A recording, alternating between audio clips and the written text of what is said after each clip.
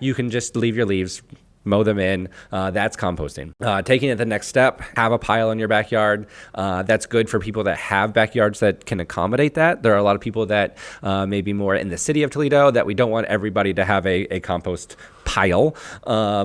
And especially if you do, no matter where you are, put the right things in your compost pile. We don't want meat and cheese and dairy and things like that in there because it does attract rodents and nuisances and things that we don't want near our houses and in our neighborhoods. But the nice thing is that the city of Toledo, partnering with the Metro Parks and us at Keep Toledo Lucas County Beautiful, have established a number of drop-off locations for food waste. So they are at Glass City Metro Park, Swan Creek, and Toledo Botanical Gardens. So those three places. And we just passed the year anniversary. I should have looked up the number. Something like 67,000 pounds of food waste has been collected over the year.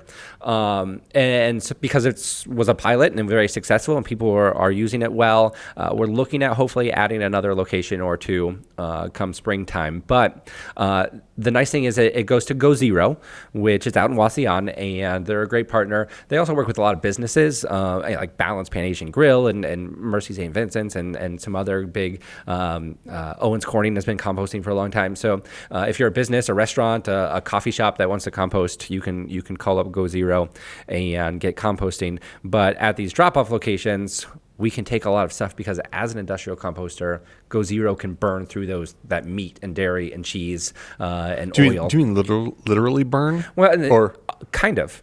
Okay. And I'm just fascinated by the process, right? Yeah, no fire, no actual burning.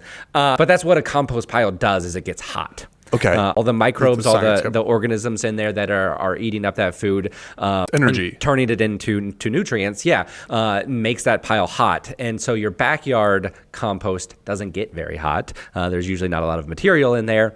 And so it does composting slowly.